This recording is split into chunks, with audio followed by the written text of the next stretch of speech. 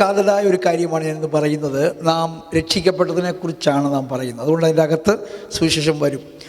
അപ്പോസ്തലനായ പൗലോസ് റോമർക്ക് എഴുതിയ 4-ാമത്തെ അധ്യായം, റോമർക്ക് എഴുതിയ ലേഖനത്തിൻ്റെ 4-ാമത്തെ അധ്യായം, അതിൻ്റെ 16-ാമത്തെ വാക്യം വളരെ വളരെ വളരെ കാതലായ ഒരു ഭാഗമാണ്.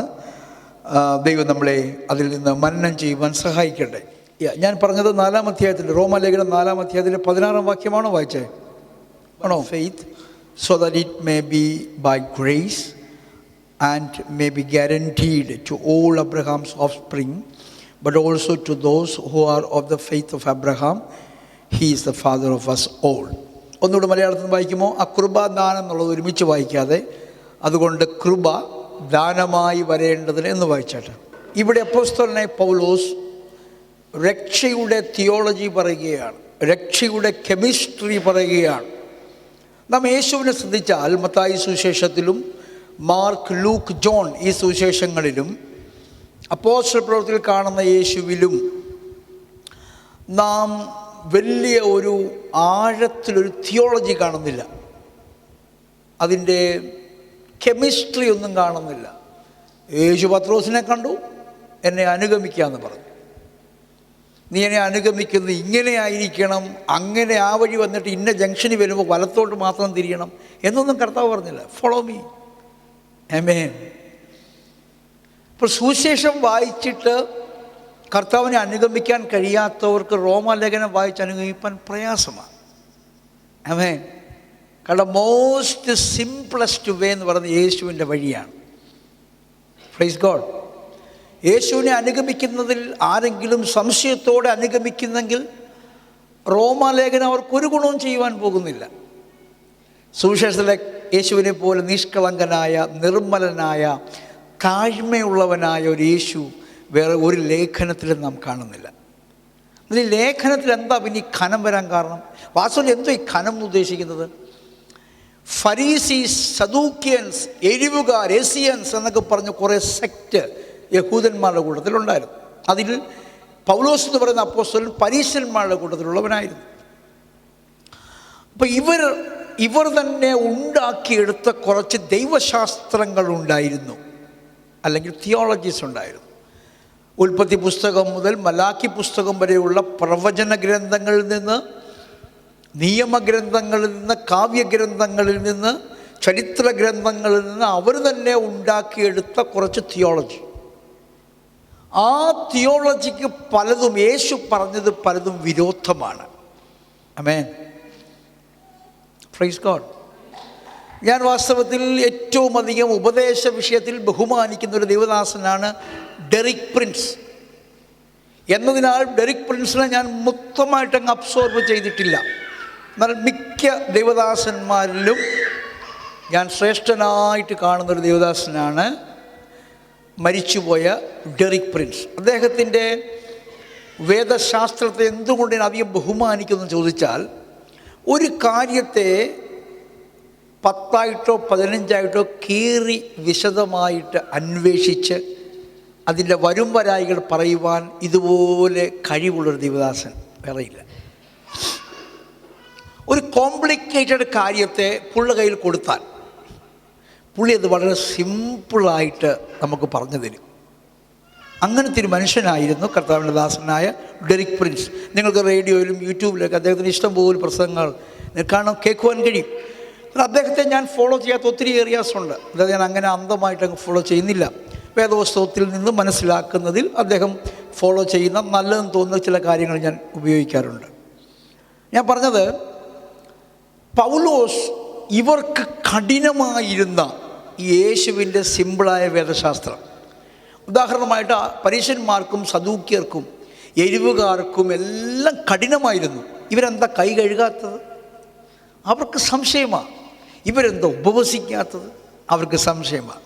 ഇവരെന്താ കാല് കഴുകാത്തത്? സംശയമാണ്. ഇവർ ശബത്തിലെങ്ങനെയായി ഗോതമ്പ് പറിച്ച് തിന്നുന്നത്? ഭയങ്കര സംശയമാണ്. ആമേൻ. കാരണം അവരുടെ തിയോളജിക്ക് അതിനെതിരാണ്. അവർ വേദപുസ്തകത്തിൽ നിന്ന് കണ്ട വചനങ്ങൾക്കതെതിരാണ്. ആമേൻ. വാസ്തവത്തിൽ പരീശന്മാരുടെ കുഴപ്പം എന്തായിരുന്നു? അവർ കണ്ട വചനങ്ങൾക്കെതിരായിരുന്നു യേശുവെങ്കിൽ യേശുവിൻ്റെ തിയോളജി എങ്ങനെ സ്ഥാപിക്കപ്പെടും? വളരെ സിമ്പിളാണ്. ഇവർ വേദപുസ്തകത്തെ അക്ഷരമായി കണ്ട് വചനം സ്വീകരിക്കുമ്പോൾ യേശു അതിൻ്റെ ആത്മാവിനെയും കണ്ട് വചനം സ്വീകരിക്കുകയാണ്. ആമേൻ. ഉദാഹരണം പറയാൻ നിങ്ങൾക്ക് മനസ്സിലാകാൻ വേണ്ടി, ശബത്തിൽ നിങ്ങൾ സ്വസ്ഥമായിരിക്കണം, ഒരു വേലയും ചെയ്യരുത് എന്ന് ദൈവം അവരെ പഠിപ്പിച്ചു. ശബത്തിനെ വിശുദ്ധീകരിപ്പാൻ നിങ്ങൾ ഓർക്കാം. 10 കൽപ്പനകളുടെ കൂട്ടത്തിൽ പ്രധാനമായ ഒരു കൽപ്പനയാണ്. അപ്പോൾ തന്നെ അതേ ദൈവം പറഞ്ഞു, സമാഗമന കൂടാരം മുതൽ ഞാൻ നിങ്ങൾക്ക് തരുന്ന ഓരോ ആലയത്തിലും എന്നെ ശുശ്രൂഷിക്കേണ്ടതിന് നിങ്ങൾ ശബത്തിൽ ദൈവത്തിന് വേണ്ടി, എനിക്ക് വേണ്ടി വേലക്കാരെ വേർതിരിക്കണം. അപ്പോൾ ആലയത്തിൽ ഭയങ്കര പണിയാണ്. ഈ കാളയെ കൊല്ലണം, അതിനെ കണ്ടിക്കണം, അതിനെ യാഗം കഴിക്കണം, സകല പാത്രങ്ങളും കഴുകണം, സകലതും ക്ലീനാക്കി വെക്കണം. ഒത്തിരി വേല ആലയത്തിനകത്തുണ്ട്. ആമേൻ.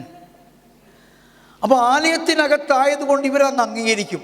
പക്ഷെ ആലയത്തിന് പുറത്ത് ഒരു വേലയും ഇവർ അംഗീകരിക്കത്തില്ല. അതാ ദൈവം ചോദിച്ചത്, ആലയത്തിന് പുറത്ത് സൗഖ്യമാക്കുന്നത് നിങ്ങൾക്ക് പ്രശ്നമാണ്, ആലയത്തിനകത്ത് സൗഖ്യമാക്കുന്നതും പ്രശ്നമാണ്. പക്ഷെ ആലയത്തിൻ്റെ വേല പ്രശ്നമല്ല. അപ്പോൾ തന്നെ കാലാകാലങ്ങളിൽ ശബത്തിനെ അവർ മുടക്കി വന്നിരുന്നു. അവിടെ കാള വീണ അവരെടുക്കുമായിരുന്നു, കഴുത വീണ എടുക്കുമായിരുന്നു, പുറത്തിട്ട കൊപ്ര ഉണങ്ങിയില്ലെങ്കിൽ ശനിയാഴ്ച എന്തായാലും ഞായറാഴ്ച ഇടുമായിരുന്നു. ഇങ്ങനെയൊക്കെ കാര്യങ്ങൾ അവർക്ക് ലാഭം വരുന്ന എല്ലാം ചെയ്യുമായിരുന്നു. അവർക്ക് ലാഭം വരാത്ത ഒന്നും ചെയ്യത്തില്ല. അയൽവക്കക്കാരും വന്ന് പറയുക, വണ്ടി ഒന്ന് വേണം, ഹോസ്പിറ്റൽ വരെ പോകാൻ. No no no no no, ശബത്തിൽ വണ്ടി എടുക്കരുതെന്ന് ആര് കൽപ്പിച്ചിട്ടുണ്ട്? ഇതായിരുന്നു പരിപാടി. ശബത്തിൽ ആരെങ്കിലും ഭിക്ഷ ചോദിച്ചാൽ കൈ പോക്കറ്റിട്ട് എടുക്കുന്ന അവർക്ക് ജോലിയായിരുന്നു, അവർ ഭിക്ഷ കൊടുക്കത്തില്ലായിരുന്നു. No no no no no. കർത്താവ് അപ്പോൾ ഇത് കണ്ടച്ച ദൈവം വരണ്ട കൈയുള്ളത്തോളം നീട്ടുള്ള കൈ എന്ന് പറഞ്ഞു. അവൻ നീട്ടി, അവനങ്ങ് സൗഖ്യമായപ്പോൾ യുമ്മാരെല്ലാം കൂടെ മുറുമുറുത്ത് പിറുപിറുത്ത്. ഇത് ദൈവത്തിൽ നിന്നുണ്ടായതല്ല, യേശു ദൈവത്തിൽ നല്ല ആയിരുന്നെങ്കിൽ യേശു ശബത്തിനെ വിശുദ്ധീകരിച്ചതിന്, ശബത്തിനെ അപ്പോൾ യേശു ചോദിക്കുകയാണ്, എടാ നീ ഇന്നലെ നിൻ്റെ കഴുത കുളത്തിൽ വീണപ്പോൾ നീ എടുത്തില്ലേ? കഴിഞ്ഞതിൻ്റെ മുമ്പത്തെ ശബത്ത് ദിവസത്തിൽ നിൻ്റെ അതെ കാള വീണപ്പോൾ നീ എടുത്തില്ലേ? അപ്പോൾ നീ വീട്ടിൽ നിൻ്റെ കാര്യങ്ങൾ മുഴുവൻ ചെയ്യുന്നില്ലേ? ഈ വരണ്ട കൈയുള്ള മനുഷ്യൻ കഴിഞ്ഞ ഇത്ര വർഷമായി ഇവനിങ്ങനെ വരണ്ടിരിക്കുകയാണ്. പരിശുദ്ധാത്മാവ് അവനെ ഇന്ന് വിടുവിപ്പാൻ ആഗ്രഹിക്കുന്നു, അതൊരു വേലയായി നീ കാണാതെ. ഇതായിരുന്നു അവരുടെ പ്രശ്നങ്ങൾ മുഴുവനും. യേശുവുള്ളവരെ എന്ത് ചോദിച്ചു വരുന്നു, ഏറ്റവും വലിയ തിയോളജി എന്ന് കണ്ട് ചോദിച്ചു വരുന്ന എല്ലാ കാര്യങ്ങൾക്കും യേശു മുതുകത്ത് വടി എന്ന വണ്ണം മറുപടി കൊടുത്തു വിടുമായിരുന്നു. ആമേൻ. ഒരിക്കൽ പോലും ഇവർക്ക് ന്യായമായൊരു മറുപടി യേശു കൊടുത്തില്ല. കാരണം അവരുടെ വഴി അന്യായമായ വഴിയായിരുന്നു. ആമേൻ.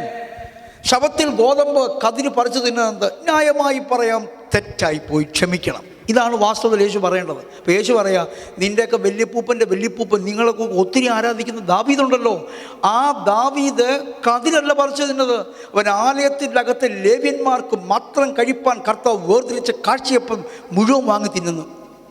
അപ്പോൾ പിന്നെ എന്നാ പറയും? എന്തോരും പറയാൻ നോക്കും. യേശുവോട് ചോദിച്ചത്, നിൻ്റെ ശിഷ്യന്മാർ കൈ കഴുകാതെ കഴിക്കുന്നതെന്ത്? ന്യായമായി എന്താ പറയേണ്ടത്? എടാ പത്രോസേ പോയി കഴുകിയിട്ട് വാ, നിന്റെ നഖത്തിലൊക്കെ ചെളിയിരിക്കുന്നെന്നാ പറയേണ്ടത്. ശേഷം എന്താ പറഞ്ഞത്? കൈ കഴുകാതെ ശിഷ്യന്മാർ ആഹാരം കഴിച്ചതിൽ നിങ്ങൾ കുറ്റം കണ്ടെത്തുന്നു, നിങ്ങൾ മനുഷ്യരുടെ സമ്പ്രദായം കൊണ്ട് ദൈവകൽപ്പനയെ ലംഘിക്കുന്നതോ? എനിക്കൊന്ന് ഏകദേശം എൻ്റെ സ്വഭാവമായിരുന്നു യേശുവിനാണ് തോന്നുന്നത്. കാര്യം വടി വെക്കുന്നിടത്ത് കുട വെക്കത്തില്ല. ശ്രദ്ധിച്ച് നോക്കാം. യേശു സൗമ്യനാണ്, യേശു ഒത്തിരി ഹമ്പിളാണെന്നൊക്കെ നിങ്ങൾ പറയുമെങ്കിലും യേശു ആരോടാ ഹമ്പിൾ? നേരെ നടക്കുന്നവനോട് മാത്രമേ അവൻ താഴ്മയുള്ളവനായിരുന്നുള്ളൂ. വക്രതയുള്ളവൻ തന്നെയായിരുന്നു. ആമേൻ. Praise God. ഇനി യേശു എവിടെയാണ് കൈ കഴുകാനെന്നറിയാമോ? യേശു ഒരു വീട്ടിൽ ചെന്നു. സാധാരണ ഇസ്രായേൽ മതത്തിലെ ആചാരം വെച്ച് ഒരു വീട്ടിൽ ചെന്നാൽ വീട്ടിൽ വരുന്ന അതിഥി തന്നെക്കാൾ ഉയർന്നവനാകുന്നുവെങ്കിൽ ആതിഥേയനാകുന്ന ആ വീട്ടിലെ ഏറ്റവും ഉയർന്ന മനുഷ്യൻ, ആ വീട്ടിലെ കുടുംബനാഥൻ ചെന്ന് കാൽ കഴുകണം. ഈ അതിഥിയുടെ ആതിഥേയനും അതിഥിയും ഒരേ നിലവാരത്തിലാണെങ്കിൽ അവന് വേണമെങ്കിൽ അവരുടെ ദാസനെ വിട്ട് കഴിയിപ്പിക്കാം. എന്നാൽ വരുന്ന ഗസ്റ്റ്, വരുന്ന അതിഥി ആതിഥേയനേക്കാൾ താഴ്ന്ന സ്റ്റാൻഡേർഡാണെങ്കിൽ അവൻ തന്നെ കയറിയിട്ടിരിക്കണം. ഇവിടെ ഈ ശീമോൻ്റെ വീട്ടിൽ ചെന്നപ്പോൾ ശീമോൻ കഴുകാൻ ചെന്നില്ല, ശീമോൻ ദാസനെയും വിട്ടില്ല. പിന്നെ ആര് കഴുകിയിട്ട് വരണമെന്ന് വിചാരിച്ചു? യേശു തന്നെ ശിഷ്യന്മാർ തന്നെ കഴുകിയിട്ട് വരട്ടെ, ഉപദേശിമാർ പണിയൊന്നുമില്ല നടക്കുന്നില്ലെന്ന് വിചാരിച്ച് ഇവൻ മൗനമായിരുന്നപ്പോൾ യേശു പറഞ്ഞു ഒരുത്തനും കഴുകണ്ട. അപ്പോഴാണ് ചോദ്യം വന്നത്, നിന്റെ ശിഷ്യന്മാർ കഴുകാത്തത് എന്ത്? യേശു അതിന് മുതുകത്ത് വടിയും കൊടുത്തു. യേശു പറഞ്ഞു, ശിമോനെ, ഞാൻ നിൻ്റെ വീട്ടിൽ വന്നു, നീ എൻ്റെ കാൽ കഴുകേണ്ടതായിരുന്നു, കഴുകില്ല. നോക്ക്, ഈ വേശ്യയായിരുന്ന ഈ സ്ത്രീ അവൾ വന്ന നിമിഷം മുതൽ വെങ്കൽ ഭരണി പൊട്ടിച്ച് ആ സ്വച്ഛ ജഡമാംസ തൈലം എൻ്റെ കാലിലൊഴിച്ച് അവരുടെ കണ്ണുനീരും കൂടെ ഒഴിച്ച് തലും കൂടി എൻ്റെ കാൽ കഴുകി തുവർത്തിക്കൊണ്ടിരിക്കുക.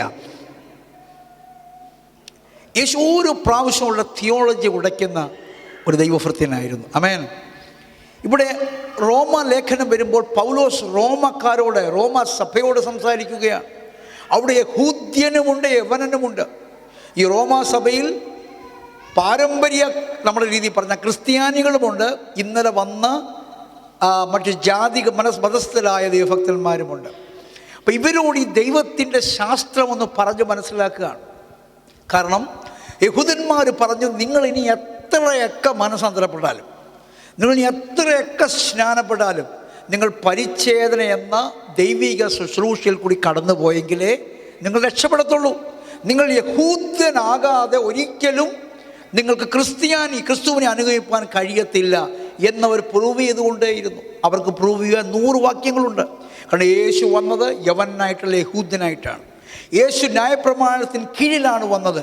യേശു ന്യായപ്രമാണം അനുസരിച്ചു. ന്യായപ്രമാണത്തിൻ്റെ അകത്തുള്ളവരോടും പുറത്തുള്ളവരോടും യേശുവിന് കുറ്റമറ്റ മനസാക്ഷിയായിരുന്നു. യേശു ചോദിച്ചു, കണ്ണിൽ കണ്ണിട്ട് ചോദിച്ചു, നിങ്ങൾ ആർ എന്നെ പാപത്തെക്കുറിച്ച് ബോധം വരുത്തും? യേശു ന്യായപ്രമാണം മുഴുവൻ അനുസരിച്ചതിനാൽ, യഹൂദ്യനായി വന്നതിനാൽ, യേശുവും പരിച്ഛേദന ഏറ്റതിനാൽ നിങ്ങളും അത് ചെയ്യണം എന്നൊരു പഠിപ്പിക്കൽ സകല സഭയിലും എന്നതുപോലെ റോമാ സഭയിലും വന്നപ്പോൾ പൗലോസ് കാര്യങ്ങൾ തുറന്നു പറയുകയാണ്. 4-ാം അധ്യായത്തിൻ്റെ 1-ാമത്തെ വാക്യം വായിച്ചാൽ അവിടെ ഇങ്ങനെയാണ് പറയുന്നത്. 3-ാം അധ്യായത്തിൽ അബ്രഹാമിനെ കുറിച്ച് പറഞ്ഞു വന്ന് 4-ാം അധ്യായത്തിൽ പറയുകയാണ്, what then shall we say? വായിച്ചാട്ട് നാം എന്തു പറയണ്ടു? ഇവിടെ പറയുകയാണ്, അബ്രഹാം നീതീകരിക്കപ്പെട്ടത്, അബ്രഹാം ദൈവ പൈതലായത് തൻ്റെ പ്രവൃത്തികൾ കൊണ്ടല്ല, താൻ എന്തോ ചെയ്തത് കൊണ്ടല്ല അബ്രഹാം നീതിമാനായത്. അങ്ങനെ ആയിരുന്നെങ്കിൽ അവന് ജനങ്ങളുടെ മുൻപാകെ, മനുഷ്യരുടെ മുൻപാകെ അവനെ എന്തെങ്കിലുമൊക്കെ കാണിക്കാനും പറയാനും പുകഴാനും ഉണ്ടായിരുന്നേന്.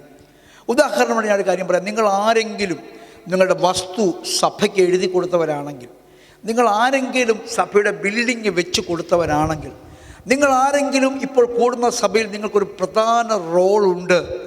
ബിക്കോസ് നിങ്ങൾ അധികം പൈസ കൊടുക്കുന്നു, നിങ്ങൾ ആദ്യം വരുന്നു, നിങ്ങൾ അവസാനം പോകുന്നു, നിങ്ങളാണ് പ്രസംഗിക്കുന്നത്, നിങ്ങളാണ് പാടുന്നത്, നിങ്ങൾക്ക് വ്യത്യസ്തമായ റോളുണ്ട് എന്ന് നിങ്ങൾ ചിന്തിച്ച് അതിൽ പുകഴുന്നെങ്കിൽ ഓർത്തുകൊള്ളുക, ആ പുകഴ്ചയൊന്നും നിങ്ങൾക്ക് അനുഗ്രഹമാകത്തില്ല, അന്യത അത് ശാപമായി തീരും. അബ്രഹാം ദൈവത്താൽ രക്ഷിക്കപ്പെട്ടത്, നീതീകരിക്കപ്പെട്ടത്, ദൈവത്തിൻ്റെ മകനായത് തൻ്റെ പ്രവൃത്തികൾ കൊണ്ടല്ല എന്നാണ് ഈ അധ്യായത്തിൽ തെളിയിക്കുന്നത്. വായിച്ചാട്ട്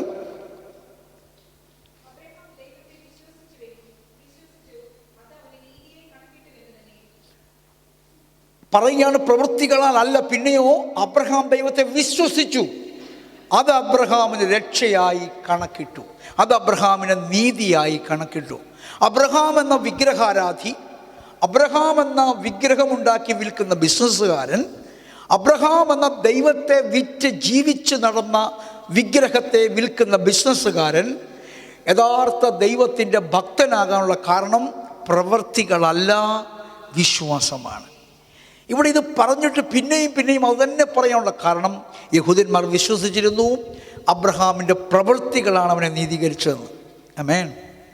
ഞാൻ നിങ്ങളോട് പറയുന്നു, നിങ്ങൾ കർത്താവിലേക്ക് വരുവാൻ കാരണമായതും നിങ്ങൾ കർത്താവിൽ വളരുവാൻ കാരണമാകുന്നതും നിങ്ങളുടെ നല്ല പ്രവൃത്തികളല്ല. ഈ വചനം യേശു വളരെ സിമ്പിളായിട്ടാണ് പറയുന്നത്. യേശു മത്തായി സുവിശേഷം 5-ാം അധ്യായത്തിലാണ് തോന്നുന്നത് ഇങ്ങനെ പറയുന്നു, മനുഷ്യർ കാണേണ്ടതിന് നിങ്ങളുടെ നല്ല പ്രവൃത്തികളെ അവരുടെ മുമ്പിൽ ചെയ്യാതിരിപ്പാൻ സൂക്ഷിപ്പിൻ. ഈ റോമാലേഖനത്തിലെ ഈ അധ്യായം മുഴുവനും ഒറ്റ വാക്യത്തിൽ അടങ്ങിയിരിക്കുകയാണ്. നിങ്ങൾ കൊടുത്താലും വാങ്ങിച്ചാലും, പ്രാർത്ഥിച്ചാലും ആരാധിച്ചാലും, ദൈവത്തിന് വേണ്ടി കഴിച്ചാലും കുടിച്ചാലും, ധരിച്ചാലും നഗ്നരായിരുന്നാലും, നിങ്ങൾ പള്ളിയിൽ പോയാലും നിങ്ങൾ ജയിലിൽ പോയാലും മനുഷ്യർ കാണേണ്ടതിനല്ല നിങ്ങൾ ചെയ്യേണ്ടത്. ആമേൻ. അങ്ങനെയാണെങ്കിൽ നാം ചെണ്ടയടിച്ച് കല്യാണം കഴിപ്പിച്ച മുഴുവൻ സമൂഹ വിവാഹവും ക്യാൻസലായിപ്പോയി. നാം പത്രത്തിൽ പരസ്യം ചെയ്ത സകല അന്നദാനവും ദൈവം മുമ്പാകെ പ്രതിഫലമില്ലാത്തതായിപ്പോയി. നാം കൊടുത്തിട്ട് വിളിച്ചു പറഞ്ഞ സകല അതിഥി സൽക്കാരവും, നാം കൊടുത്തിട്ട് വിളിച്ചു പറഞ്ഞ സകല ഗിഫ്റ്റും, സകല നല്ല പ്രവൃത്തിയും പ്രതിഫലമില്ലാത്തതായിപ്പോയി. യേശു ഇതിൻ്റെ ആകത്തുക പറയുകയാണ്, നിന്റെ വലം കൈ കൊടുക്കുമ്പോൾ ഇടം കൈയിലൊരു ഒരസൽ പോലും ഉണ്ടാകരുത്. ആമേൻ. Praise God. നമ്മൾ ആരുടെ വചനത്തെ അംഗീകരിക്കേണ്ടത്? യേശു കർത്താവിൻ്റെ വചനത്തെ. യേശു കർത്താവ് വചനത്തെ നിസ്സാരമായി കാണരുത്. യേശു കർത്താവിൻ്റെ അടിസ്ഥാന ഉപദേശങ്ങളാണ് മത്തായി 5, 6, 7 അല്ലെങ്കിൽ സുവിശേഷങ്ങളിൽ നാം കാണുന്നത്. അതിനാൽ നാം അത് അധികം ശ്രദ്ധിക്കുക. ഘനമായതൊന്നും എപ്പിസ്റ്റലിൽ നിന്ന്, ലേഖനങ്ങളിൽ നിന്ന് മനസ്സിലാക്കിയില്ലെങ്കിലും യേശു പറഞ്ഞത് നാം കണ്ണടച്ച് ചെയ്യാമോ, അതിൽ മുഴുവൻ സാരവുമുണ്ട്. ആമേൻ. അപ്പോൾ അബ്രഹാം നീതീകരിക്കപ്പെട്ടത് പ്രവൃത്തിയാലല്ല വിശ്വാസത്താലാണെന്ന് സ്ഥാപിക്കുകയാണ്. ഇനി അത് ഡിഫൈൻ ചെയ്യുകയാണ്. വായിച്ചാട്ട്.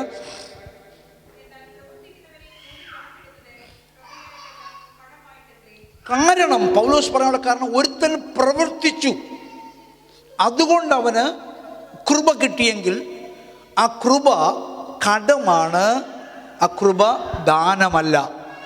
നിങ്ങൾക്കത് മനസ്സിലായോ? നിങ്ങൾ NHSൽ വർക്ക് ചെയ്യുന്നവരാണ്, നിങ്ങൾ പല ഓഫീസുകളിൽ വർക്ക് ചെയ്യുന്നവരാണ്. നിങ്ങൾ ജോലി ചെയ്ത് കഴിയുമ്പോൾ ഓരോ ദിവസവും നിങ്ങൾ പഞ്ച് ഔട്ട് ചെയ്യുമ്പോൾ നിങ്ങളുടെ സാലറി കണക്ക് കൂട്ടി HR ഡിപ്പാർട്ട്മെൻറ്റ് അക്യൂമുലേറ്റ് ചെയ്ത് ഓരോ വീക്കിലും അല്ലെങ്കിൽ ഡെയിലിയോ അല്ലെങ്കിൽ മന്ത്ലിയോ തരികയാണ്. നിങ്ങളത് വാങ്ങിച്ചാലും ഇല്ലെങ്കിലും നിങ്ങളുടെ പേരിൽ ആ എമൗണ്ട് അവിടെ ഉണ്ട്. അതിനാണ് കൂലി എന്ന് പറയുന്നത്. ആമേൻ. ആമേൻ.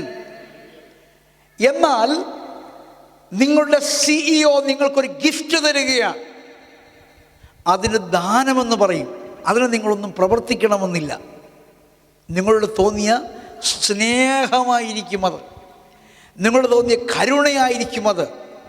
അതുകൊണ്ട് കൃപയാൽ നിങ്ങൾ രക്ഷിക്കപ്പെട്ടു എന്ന് വിശ്വസിക്കുന്നെങ്കിൽ പിന്നെ പ്രവൃത്തികളെ ഇടയ്ക്ക് കൊണ്ട് വയ്ക്കരുത്. പ്രവൃത്തികൾ വന്നാൽ കൂലിയാണ്, ദാനമല്ല. കടമാണ്, ദാനമല്ല. ഒബ്ലിഗേഷനായി പോകും, അത് ഗിഫ്റ്റായി പോകത്തില്ല. വായിച്ചട്ടെ. ഒരു നല്ല പ്രവൃത്തിയും നിന്നിൽ നിന്ന് വരാതെ നീ ഒരു അഭക്തനായിരുന്നപ്പോൾ, നീ ഒരു അഭക്തയായിരുന്നപ്പോൾ നിന്റെ പാപത്തെ ക്ഷമിപ്പാൻ ദൈവം തയ്യാറായതിനാൽ നിന്റെ പ്രവൃത്തികളല്ലെന്ന് നിനക്ക് ബോധ്യമാണ്. ആമേൻ. എന്നാൽ ഇതേ ബോധ്യം നാം സുവിശേഷം പറയുമ്പോൾ നമ്മുടെ മുൻപിൽ ഇരിക്കുന്നവരുള്ള ബന്ധത്തിൽ നമുക്കുണ്ടാകണം. ചില ആളുകൾ മൂക്കിൽ കുണുക്കിട്ട് കാണുമ്പോൾ, ചില ആളുകൾ വെള്ളമടിച്ച് കയ്യിലൊരു ബൂസിൻ്റെ കുപ്പിയുമായി നടക്കുന്ന കാണുമ്പോൾ നമുക്ക് അവരോടൊരു പ്രത്യേക ഭാവം ഉണ്ടാകും. ഇവരൊക്കെ അധമ പാതാളത്തിൻ്റെ ഓഹരിക്കാരാണ്. ചില പെൺകുട്ടികൾ അതേ വല്ലാതെ കൺമഷിയൊക്കെ എഴുതി വല്ലാതെ പൊട്ടൊക്കെ തൊട്ട് വരുന്ന കാണുമ്പോൾ നമുക്കൊരു ചിന്ത വരും, ഇവർ അധമ പാതാളത്തിൻ്റെ അടിത്തട്ടിൽ പോകേണ്ടവരാണെന്ന്. ആമേൻ. ചില പൊളിറ്റീഷ്യൻസിനെ കാണുമ്പോൾ, ചില സമുദായക്കാരെ കാണുമ്പോൾ, ചില ജാതി മതസ്ഥരെ കാണുമ്പോൾ, വിഗ്രഹങ്ങളെ സേവിക്കുന്നവരെ കാണുമ്പോൾ, സാത്താനെ ആരാധിക്കുന്നവരെ കാണുമ്പോൾ നമുക്കൊരു ചിന്ത വരും. ഗെയ് പീപ്പിളെ കാണുമ്പോൾ, ലെസ്ബിയനെ കാണുമ്പോൾ നമുക്കൊരു ചിന്ത വരും, അവർ അധമ പാതാളത്തിന് യോഗ്യരാണ്. നാമും അതേ പാതാളത്തിന് യോഗ്യരായിരുന്നു. നമ്മളോട് ക്ഷമിച്ച ദൈവം ഒരു നന്മ പ്രവൃത്തിയും ചെയ്യുവാൻ വകയില്ലാതിരിക്കെ, ആരും കൂലിക്ക് വിളിക്കാതെ വഴിയരികിൽ നിന്ന് നമ്മളോട് ക്ഷമിച്ച ദൈവം അവരോടും ക്ഷമിക്കും. അതാണ് കൃപ. വായിച്ചട്ടെ. ഇത് അബ്രഹാമിന് മാത്രമല്ല, ദാവീദിനും വെളിപ്പെട്ടു. ഞാൻ നിങ്ങളോട് പറയുന്നു, പുതിയ നിയമത്തിൻ്റെ മിക്ക വെളിപ്പാടുകളും പഴയ നിയമ പ്രവാചകന്മാർ കർത്താവ് വെളിപ്പെടുത്തിയിരുന്നു. പ്രത്യേകിച്ച് ദാവീദിനെ. ഞാൻ രസകരമായ കാര്യം പറയാം. നമ്മളൊക്കെ വേദപുസ്തകത്തിൽ നിന്നാണ് ഇത് മനസ്സിലാക്കുന്നത്. പക്ഷെ നിങ്ങൾക്കറിയാമോ, കഴിഞ്ഞ ദിവസം ഞാൻ എവിടെയോ പ്രസംഗിച്ചു, നിങ്ങൾക്ക് ദൈവത്തിൻ്റെ കൗൺസിലറാകാൻ കഴിയും, ദൈവത്തിൻ്റെ ആലോചനക്കാരനാകാൻ കഴിയും. അപ്പോൾ നിങ്ങളുടെ പുരിയമൊക്കെ മുകളിലോട്ട് വളഞ്ഞൊന്ന് പൊങ്ങി ദൈവത്തിന് ആലോചന പറയാൻ കഴിയുമോ? പുസ്തകം അങ്ങനെ പഠിപ്പിക്കുന്നുണ്ട്. അങ്ങനെ ദൈവത്തിന് ആലോചന പറഞ്ഞു കൊടുത്ത അനേക അഭിഷിക്തന്മാരെ കുറിച്ച് പഴയ പുതിയ നിയമങ്ങൾ പഠിപ്പിക്കുന്നുണ്ട്. പക്ഷെ ഞാൻ ആ വായിച്ച ഭാഗം കൊരിന്ത്യ ലേഖനത്തിൽ നിന്നാണ്. അപ്പോസ്തലനായ പൗലോസ് പറയുന്നു, നാമോ ക്രിസ്തുവിൻ്റെ മനസ്സുള്ളവരാകുന്നു. ക്രിസ്തുവിന് ആലോചന പറഞ്ഞു കൊടുത്തതാര്? അവന് മന്ത്രിയായിരുന്നവൻ ആര്? ക്വസ്റ്റ്യൻ മാർക്കാണ്. അടുത്ത വാചകം, നാമോ ക്രിസ്തുവിൻ്റെ മനസ്സുള്ളവരാകുന്നു എന്ന് പറഞ്ഞാൽ കർത്താവിന് ആലോചനയിൽ പഞ്ഞമൊന്നുമില്ല. നമ്മുടെ ദൈവത്തിന് അഭിപ്രായങ്ങളുടെ വിരസതയോ വരൾച്ചയോ ഇല്ല. ആമേൻ, ആമേൻ. അവൻ ആലോചനയിൽ ഭയങ്കരനാണ്. അവൻ്റെ ആലോചന ശ്രേഷ്ഠമാണ്. എന്നാൽ അവൻ ആഗ്രഹിക്കുന്നൊരു കാര്യമുണ്ട്. അവൻ നിന്നെ സ്നേഹിച്ചപ്പോൾ തേർഡ് ക്ലാസ് ആയിട്ടോ സെക്കൻഡ് ക്ലാസ് ആയിട്ടോ അല്ല സ്നേഹിച്ചത്, ഫസ്റ്റ് ക്ലാസ് ആയിട്ടാണ് സ്നേഹിച്ചത്. അതുകൊണ്ട് അവൻ്റെ ആലോചന സഭയിലും നിനക്ക് പ്രവേശനമുണ്ട്. നീ അവൻ്റെ മനസ്സ് പ്രാപിച്ചാൽ നീ പറയുന്ന ആലോചന അവൻ്റെ ആലോചനയായി മാറും. ഒരിക്കൽ ഏലിയാവ് പറഞ്ഞു, ഞാൻ പറഞ്ഞല്ലാതെ ഇനിയും പെയ്യണ്ട. ദൈവം പറഞ്ഞു, ശരിയാടാ, നീ പറഞ്ഞ പോലെ ഞാൻ ചെയ്യാം. ഏലിയാവ് പറഞ്ഞു, മറ്റൊരു ഭാഗത്ത് പറഞ്ഞു, ഇപ്പോൾ മഴ പെയ്യട്ടെ, ഇപ്പോൾ തീ ഇറങ്ങട്ടെ. അവൻ പറഞ്ഞതിനെ കർത്താവ് ശരിവെച്ചു. ആമേൻ, പ്രൈസ് ഗോഡ്. ഒരിക്കൽ യോശുവ പറഞ്ഞു, ഞാൻ പറഞ്ഞല്ലാതെ സൂര്യൻ ഇനിയും അനങ്ങരുത്. സൂര്യൻ മാത്രമല്ല, സൗരയൂഥം മുഴുവനുമല്ല, പാലാഴി മുഴുവനുമല്ല, അണ്ഡകടാകങ്ങളിൽ എത്ര നക്ഷത്രങ്ങളുണ്ടോ അത് മുഴുവനും നിന്നുപോയി. എന്താ കാരണം? യോശുവയുടെ വാക്കിൻ്റെ പിൻപിൽ ആ ആലോചനയ്ക്ക് ആമീൻ പറയാൻ ഒരു ദൈവമുണ്ടായിരുന്നു. ആമേൻ, ആമേൻ. ഒരിക്കൽ യെഹെസ്കേൽ പറഞ്ഞു, നിന്റെ ദൂതനിക്ക് ഇഷ്ടപ്പെട്ടു യെശയ്യാവേ, പക്ഷേ എനിക്കൊരു വിശ്വാസം വരുന്നില്ല, അതിനാൽ ഞാൻ ഒരു അടയാളം ചോദിക്കാൻ പോയി. യെശയ്യാവ് പറഞ്ഞു, നീ എന്നാ വേണമെന്ന് ചോദിച്ചോളാൻ പറഞ്ഞു, എന്നാ വേണമെന്ന് ചോദിച്ചോളാൻ. അപ്പോൾ യെശയ്യാവ് ഒരു ഒരു ഒരു ഒരു ഒരു ഒരു ഒരു ചലഞ്ച് ഇട്ട് കൊടുക്കുകയാണ്.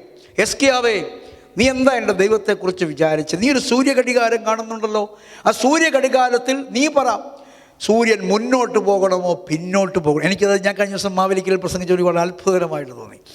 ഞാനൊരു അരമണിക്കൂർ ഭാഗത്ത് നിന്ന് സംസാരിച്ചു. യെശയ്യാവെന്ന പ്രവാചകൻ താൻ പ്രവചിച്ച വചനം നടക്കുമോ ഇല്ലയോ എന്നുള്ളതിന് അടയാളമായി രാജാവിനോട് പറയുക, നീ എന്നാ രാജാവ് വിചാരിച്ച്? എൻ്റെ കർത്താവിന് ഞാൻ പറഞ്ഞ വാക്കിനെ സാധൂകരിക്കാൻ അവൻ ഏതറ്റം വരെ വേണേലും പോകും. നീ പറ, സൂര്യൻ റിവേഴ്സ് ഗിയറിട്ട് പുറകോട്ട് പോകണോ, സൂര്യൻ ഫസ്റ്റ് ഗിയറിട്ട് മുന്നോട്ട് പോകണോ? അപ്പോൾ യെസ്കിയാവ് ചിന്തിച്ചു, ഫസ്റ്റ് ഗിയറിട്ട് മുന്നോട്ട് പോകുന്നത് ഒരു പക്ഷേ ഈസി ആയിരിക്കും, പുറകോട്ട് പോകാൻ പറയാം. യെസ്കിയാവ് പറഞ്ഞു, 10 മണിക്കൂർ പുറകോട്ട് പോകണം എന്ന് പറഞ്ഞാൽ ഒരു പകലില്ലാതെയായി തീരണമെന്ന് പറഞ്ഞു. ആ ഏത് സമയത്താണോ ഇദ്ദേഹം പറഞ്ഞാൽ അവിടുന്ന് ഒരു 10 മണിക്കൂർ പുറകോട്ട് പോകണം. സൂര്യനെ കൊണ്ട് റിവേഴ്സ് ഗിയർ ഇടിപ്പിച്ച് യെശയ്യാവ് പുറകോട്ട് വിടുവിച്ചു. സൂര്യൻ പോയപ്പോൾ ആരൊക്കെ പോയി? ചൊവ്വായും മെർക്കുറിയും എല്ലാം പോയില്ലേ? അപ്പം ഭൂമി പോയില്ലേ? ഭൂമി പോയാൽ ചന്ദ്രൻ പോകാതിരിക്കുമോ? അങ്ങനെ സൗരയൂഥങ്ങളിലെ നവഗ്രഹങ്ങൾ മുഴുവനും പോയി. പാലാഴിയിലെ ഒരു സൗരയൂഥം മാറിയാൽ മറ്റെല്ലാം മാറിയാലേ പറ്റൂ. അങ്ങനെയാണെങ്കിൽ പാലാഴി മുഴുവനും പുറകോട്ട് പോയി. അങ്ങനെയാണെങ്കിൽ ആയിരക്കണക്കിന് കോടിക്കണക്കിന് പാലാഴികളുള്ള ആകാശമണ്ഡലങ്ങളിലെ ഒരു പാലാഴി മാറിയാൽ മറ്റതുമായിട്ട് കൂട്ടിയിടിക്കും. എന്നാക്കെ ആകാശത്തുണ്ടോ അത് മുഴുവൻ റിവേഴ്സ് ഗിയറിട്ട് പുറകോട്ട് പോയി. എന്തിനു വേണ്ടിയാ? ഒരുത്തൻ ചാവുമോ ജീവിക്കുമോ എന്ന് അറിയാൻ വേണ്ടി അടയാളം ചോദിച്ചതാ. ചോദിച്ചവൻ്റെ അല്ല വിശ്വാസം. എടാ, നീ എന്നാ വേണേലും ചോദിച്ചോ, എൻ്റെ കർത്താവ് എൻ്റെ കൂടെ ഉണ്ടെന്നുള്ള യെശയ്യാവെന്ന പ്രവാചകൻ്റെ ധൈര്യമാ ഞാൻ അന്ന് പ്രസംഗിച്ചത് മുഴുവനും. ആമേൻ. ദൈവം നിന്നോടൊരു ആലോചന പറഞ്ഞാൽ നീ സംശയിക്കരുത്. കാരണം ഇതിനെ മുഴുവനും ഉണ്ടാക്കിയ ദൈവം അവൻ തന്നെ പറയുന്നു, ഞാൻ നിന്നോടൊരു ആലോചന പറഞ്ഞാൽ അത് സംഭവിക്കും, അതിന് യാതൊരു സംശയവുമില്ല. യഹോവയായ ദൈവം മാറാത്തവൻ, അവൻ ഇന്നലെയും ഇന്നും എന്നേക്കും അനന്യനായ ദൈവമാണ്. ഒരു ഹല്ലേലൂയ പറയാമോ? ആ ദൈവം നിന്നെ രക്ഷിക്കാൻ തീരുമാനിച്ചപ്പോൾ നിന്റെ പ്രവൃത്തികളൊന്നും കണക്കിട്ടതേയില്ല. അല്ല, അവൻ പറയുക, പ്രവൃത്തികളുള്ളത് വരട്ടെ എന്ന് പറഞ്ഞാൽ നാം നമ്മുടെ പ്രവൃത്തികളുമായി ചെന്നിരുന്നെങ്കിൽ എന്തു ഫലമുണ്ടായേനെ? നമ്മുടെ നീതി പോലും കറ പുരണ്ട തുണി പോലെ നിന്ദിതമായി മ്ലേച്ഛമായി ദൈവമുമ്പാകെ നിൽക്കുമ്പോൾ ആർക്കും നമ്മുടെ പ്രവൃത്തികൾ കൊണ്ട് കർത്താവിനെ പ്രസാദിപ്പിക്കാൻ കഴിയും? അതുകൊണ്ട് ദാവീദിനെ കുറിച്ച് പറയുക, ദാവീദും ആ മഹാഭാഗ്യം പുതിയ നിയമത്തിൽ ലഭിക്കാനിരിക്കുന്ന മഹാഭാഗ്യത്തെക്കുറിച്ച് വർണ്ണിച്ചിട്ടുണ്ട്. വായിച്ചോട്ടെ.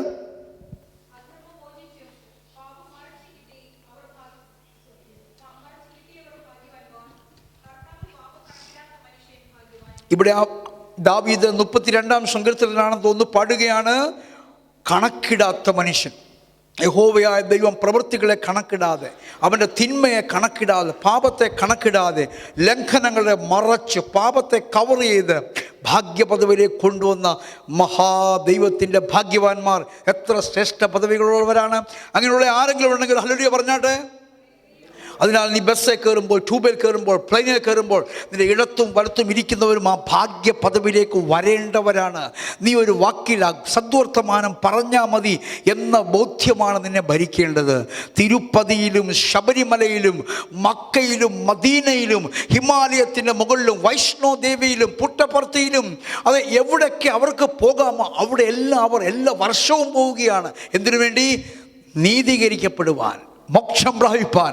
അവരോടുള്ള ദൈവത്തിൻ്റെ ദൂത്, അന്ധകാരത്തിൽ ഇരിക്കുന്ന ജനമേ, കണ്ടുകൂടാത്ത ജനമേ, ബധിരതയും അന്ധതയും മൂമതയുമുള്ള ജനമേ, നിങ്ങൾക്കായി ദൈവത്തിൻ്റെ സദ്വർത്തമാനം. നിങ്ങളുടെ പ്രവൃത്തികൾ കാരണമല്ല, നിങ്ങൾ മഹാനായ യേശു കർത്താവിൻ്റെ ഈ യാഗത്തെ നോക്കി ഒരു യേശു പറഞ്ഞാൽ, യേശുവേ എൻ്റെ ഉള്ളത്തിൽ വരണമേ എന്ന് പറഞ്ഞാൽ, യേശുവേ എന്നോട് ക്ഷമിക്കണമെന്ന് പറഞ്ഞാൽ, നിങ്ങളുടെ ഏത് രക്താംബരം പോലെ ചുവന്ന പാപത്തെയും ക്ഷമിപ്പാൻ തയ്യാറായി നിൽക്കുന്ന ഒരു മഹാദൈവം. ആമേൻ. അടുത്ത വാക്യം വായിച്ചാട്ടെ. ഇതാണ് റോമാസഭയിലെ പ്രശ്നം. അപ്പോൾ ഇവിടെ റോമാസഭയിലേക്ക് പൗലോസ് വരികയാണ്. ഈ ഭാഗ്യമുണ്ടെന്ന് പറഞ്ഞു, പ്രവൃത്തി കൂടാതെ കർത്താവ് നീതീകരിക്കുമെന്ന് പറഞ്ഞു. പ്രവൃത്തി കൂടാതെ നീതീകരിക്കുന്നത് കൂലിയല്ല, ദാനമാണെന്ന് പറഞ്ഞു. ആ ഭാഗ്യം കർത്താവ് അബ്രഹാമിന് കൊടുത്തെന്ന് പറഞ്ഞു. ഇനി റോമാസഭയിലെ പ്രശ്നത്തിലേക്ക് വരികയാണ്. ആ ഭാഗ്യം യഹൂദന്മാർക്ക് മാത്രമായിട്ടാണോ എന്ന് അവർ പറഞ്ഞു വരുന്നത്. അങ്ങനെ ആയിരുന്നു യേശുവിന് മുൻപ് വരെ. ഒരു രൂത്ത് അല്ലേ, 1-2 പേര് മാത്രമേ ജാതികളുടെ കൂട്ടത്തിൽ നിന്ന് രക്ഷിക്കപ്പെട്ട് വന്നിട്ടുള്ളൂ. ബാക്കിയില്ല, യഹൂദന്മാർ മാത്രമാണ്. അപ്പോൾ അതവർ തുടരുകയാണ്. അതുകൊണ്ട് ഇവിടെ പറയുന്നത് ആ ഭാഗ്യം പരിച്ഛേദനയുള്ള യഹൂദന്മാർക്ക് മാത്രമാണോ? ദൈവത്തിൻ്റെ നീതിയുടെ അടയാളം പ്രാപിച്ച യഹൂദന്മാർക്ക് മാത്രമാണോ? അബ്രഹാമിനെ കുറിച്ച് പോലും പറയുന്ന അവൻ്റെ പരിച്ഛേദന അല്ല, അവൻ ഇസ്ഹാക്കിനെ യാഗം കഴിച്ചതുമല്ല. അബ്രഹാം ദൈവത്തിൽ വിശ്വസിച്ചത് അവർ നീതിയായി കണക്കിട്ടു എന്ന് എഴുതിയിരിക്കുന്നു. പൗലോസ് ചോദിക്കുകയാണ്, എപ്പോഴാണ് കണക്കിട്ടത്? എങ്ങനെയാണ് കണക്കിട്ടത്? അബ്രഹാം പരിച്ഛേദന ഏറ്റതിന് ശേഷമാണോ കണക്കിട്ടത്? അതോ പരിച്ഛേദന ഏൽക്കുന്നതിന് മുമ്പാണോ കണക്കിട്ടത്? പരിച്ഛേദനയിലല്ല കണക്കിട്ടത്. അഗ്രചർമ്മത്തിൽ പരിച്ഛേദന ഏൽക്കാതെ ഇരിക്കുമ്പോൾ തന്നാണ് ദൈവത്തിൻ്റെ നീതി അബ്രഹാമിന് നീതിയായി വെളിപ്പെട്ടു വന്നതെന്ന് ഇവിടെ പ്രസ്താവിക്കുകയാണ്. പരിച്ഛേദന എന്ന അടയാളം പോലും അബ്രഹാമിനും ഇസഹാക്കിനും ഇസ്മായിലിനും വീട്ടിലെ ജനിച്ച ദാസന്മാർക്കും വിലയ്ക്ക് വാങ്ങിച്ച ദാസന്മാർക്കും വീട്ടിൽ ജനിച്ച പുരുഷന്മാർക്കും ഒക്കെ ദൈവം കൊടുത്തത് പോലും വിശ്വാസത്തിൻ്റെ അടയാളമായിട്ടാണ്. അപ്പം അടയാളമല്ല ആദ്യം വന്നത്, വിശ്വാസമാണ് ആദ്യം വന്നത്. ആമേൻ. ഞാൻ നിങ്ങളോട് വീണ്ടും പറയാം, നിങ്ങൾ വിശ്വസിച്ചിട്ടാണ് സ്നാനപ്പെടേണ്ടത്. നിങ്ങൾ വിശ്വസിച്ചിട്ട് രക്ഷിക്കപ്പെടുകയും രക്ഷിക്കപ്പെട്ടവരെ സ്നാനപ്പെടുത്തുകയുമാണ് ചെയ്യേണ്ടത്. അതിനാൽ സ്നാനത്തിനേക്കാളും മുൻപ് വരേണ്ടത് രക്ഷയാണ്. സ്നാനത്തെക്കാളും മുൻപ് വരേണ്ടത് വിശ്വാസമാണ്. Praise God. അതുകൊണ്ട് എബ്രായ ലേഖനത്തിൻ്റെ 6-ാമത്തെ അധ്യായത്തിൽ ലേഖനകർത്താവ് പറയുന്നു, അതുകൊണ്ട് അടിസ്ഥാന ഉപദേശങ്ങളാകുന്ന നിർജീവ പ്രവൃത്തികളെക്കുറിച്ചുള്ള മാനസാന്തരം, ദൈവത്തിങ്കലെ വിശ്വാസം, സ്നാനങ്ങളെക്കുറിച്ചുള്ള ഉപദേശം, കൈവപ്പ്, മരിച്ചവരുടെ പുനരുത്ഥാനം, നിത്യശിക്ഷാവധി എന്നിങ്ങനെയുള്ള 6 അടിസ്ഥാന ഉപദേശങ്ങൾ നിങ്ങൾ പിന്നെയും ഇടരുത്. അപ്പോൾ ആ ഓർഡർ പറയുമ്പോൾ നിർജീവ പ്രവൃത്തികളെക്കുറിച്ചുള്ള മാനസാന്തരം ഒന്നാമത് വരണം. എൻ്റെ പ്രവൃത്തികളാൽ ഞാൻ നീതീകരിക്കപ്പെടത്തില്ലെന്ന വിശ്വാസം. 2, ദൈവത്തിങ്കിലേക്കുള്ള വിശ്വാസം. ദൈവം എന്നെ ഞാൻ വിളിക്കുമ്പോൾ കേൾക്കുവാൻ റെഡിയായിരിക്കുന്നു എന്നുള്ള വിശ്വാസം. ഞാൻ പാപം ഏറ്റുപറഞ്ഞാൽ അവൻ ക്ഷമിക്കൂ എന്നുള്ള വിശ്വാസം. 3, സ്നാനങ്ങളെക്കുറിച്ചുള്ള ഉപദേശം. 4, കൈവപ്പ്. 5, മരിച്ചുള്ള പുനരുത്ഥാനം. 6, നിത്യശിക്ഷാവിധി. അങ്ങനെയാണ് ഉപദേശത്തിൻ്റെ ഓർഡർ വരുന്നത്. അതിനാൽ വിശ്വാസം ആണ് ആദ്യം വരേണ്ടത്. അപ്പോൾ മനസ്സിലായോ? പരിച്ഛേദനയിൽ വെച്ചാണ് അബ്രഹാം ദൈവത്താൽ നീതീകരിക്കപ്പെട്ടതെങ്കിൽ ഒരു പക്ഷേ യവനക്കാർക്കോ നമ്മൾക്കോ, ജാതിയിൽ നിന്ന് രക്ഷിക്കപ്പെട്ട നമുക്കോ ഗ്രീക്കുകാർക്കോ ഈ അബ്രഹാം പിതാവായിരിക്കുവാൻ ഒരിക്കലും വകയില്ലായിരുന്നേനെ. എന്നാൽ പറയുകയാണ്, പരിച്ഛേദന അവർക്ക് ലഭിച്ചു, യഹൂദന് ലഭിച്ചു, അല്ലെങ്കിൽ അബ്രഹാം മുഖാന്തരം ലഭിച്ചു. അതിനു മുമ്പേ അബ്രഹാം നീതീകരിക്കപ്പെട്ടു. ആയതിനാൽ അബ്രഹാം അഗ്രചർമ്മത്തിൽ ഇരിക്കുമ്പോഴാണ് താൻ വിശ്വസിക്കുകയും താൻ നീതീകരിക്കപ്പെടുകയും ചെയ്ത് എന്നതിനാൽ അഗ്രചർമ്മത്തിരിക്കുന്ന നാമും വിശ്വസിച്ചിട്ട് നീതീകരിക്കപ്പെടേണ്ടതിനാണ് ദൈവം അബ്രഹാമിന് ആ കാര്യങ്ങൾ അങ്ങനെ ചെയ്തു കൊടുത്തതെന്ന് പൗലോസ് പറയുകയാണ്. ആമേൻ. അതുകൊണ്ട് നിങ്ങൾക്ക് ധൈര്യത്തോടെ ഒരു യഹൂദൻ അബ്രഹാമിനെ പിതാവ് എന്ന് വിളിക്കുന്നത് പോലെ നിങ്ങൾക്ക് വിളിക്കാൻ അവകാശമുണ്ട്. അടുത്ത വാക്യം.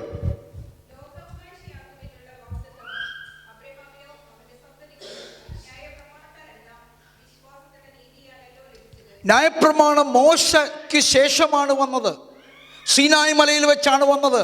എന്നാൽ അബ്രഹാമിനോട് നീ ലോക അവകാശിയായിരിക്കും, നിന്റെ സന്തതികൾ ആകാശ നക്ഷത്രങ്ങൾ പോലെ, കടൽക്കരയിലെ മണൽ പോലെ, ഭൂമിയിലെ പൂഴി പോലെ ആകുമെന്ന് അബ്രഹാമിനോട് ദൈവം പറഞ്ഞത് ന്യായപ്രമാണത്തിന് വന്നതിന് ശേഷമല്ല, ന്യായപ്രമാണത്തിന് മുമ്പാണ്. ആമേൻ. ന്യായപ്രമാണം ഇടയിൽ ചേർന്ന് വന്നതാണ്. അതുകൊണ്ട് വാഗ്ദത്വം എന്ന് പറയുന്നത് ദൈവത്തിൻ്റെ ഒരു വാഗ്ദത്വവും ഒരു പ്രോമിസും പരിച്ഛേദനയ്ക്ക് ശേഷമല്ല, പരിച്ഛേദനയ്ക്ക് മുമ്പാണ് വരുന്നത്. നിങ്ങൾക്കതിൻ്റെ ആ മൂല്യം മനസ്സിലായോ? പരിച്ഛേദന ആയിരുന്നെങ്കിൽ നാമും പരിച്ഛേദന കേൾക്കേണ്ടി വന്നതിനുമായിരുന്നു, നാമും യഹൂദനാകേണ്ടി വന്നതിനുമായിരുന്നു. എന്നാൽ ഇവിടെ പറയുന്നു അവൻ പരിച്ഛേദനയ്ക്ക് മുമ്പ് അഗ്രചർമ്മത്തിൽ ഇരിക്കുമ്പോൾ തന്നാണ് അവൻ പ്രോമിസ് പ്രാപിച്ചത്, വാഗ്ദത്തം പ്രാപിച്ചത്. ആമേൻ. വായിച്ചേ.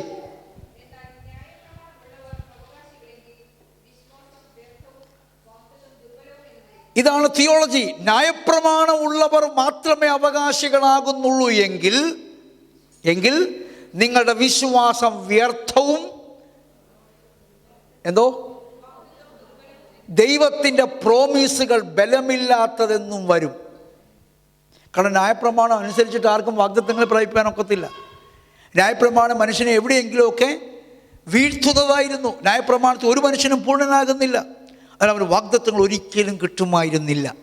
ദൈവം പറഞ്ഞ സ്വർഗങ്ങൾ, ദൈവം പറഞ്ഞ സ്വർഗത്തിലെ പ്രതിഫലങ്ങൾ, ദൈവം പറഞ്ഞ ജീവൻ്റെ വൃക്ഷത്തിൻ്റെ ഫലം, ദൈവം പറഞ്ഞ മറഞ്ഞിരിക്കുന്ന മന്ന, ദൈവത്തിനോട് വാഗ്ദത്തം ചെയ്ത ആർക്കും കൊടുക്കാത്തൊരു പേരൊക്കെ ഉണ്ടല്ലോ, അത് നിനക്ക് ലഭിക്കുന്നത് പ്രവൃത്തികൾ കൊണ്ടല്ല.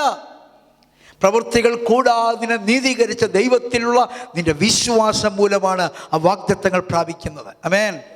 ഇന്ന് ആരോ പറഞ്ഞു ഞങ്ങൾ ആഗ്രഹിച്ച കുഞ്ഞിനെ ഞങ്ങൾക്ക് നഷ്ടപ്പെട്ടു. Don't worry about it. ദൈവം ഒരു വാഗ്ദത്തം തന്നെങ്കിൽ, ദൈവം ഒരു പ്രോമിസ് നിങ്ങൾക്ക് തന്നെങ്കിൽ ആ പ്രോമിസിന് അത് ബലമേകുന്ന നിങ്ങളുടെ പ്രവൃത്തികളല്ല. ദൈവം പ്രോമിസ് ചെയ്തു നിങ്ങൾ വിശ്വസിച്ച് ആമേൻ പറഞ്ഞുകൊണ്ടിരുന്നാൽ ആ വാഗ്ദത്തം നിങ്ങളുടെ വിശ്വാസത്താൽ നിങ്ങളുടെ വ്യക്തിപരമായ ജീവിതത്തിൽ, ശരീരത്തിൽ, കുടുംബത്തിൽ, നിങ്ങളുടെ പ്രൊഫഷണൽ ലൈഫിൽ വെളിപ്പെട്ടു വരും.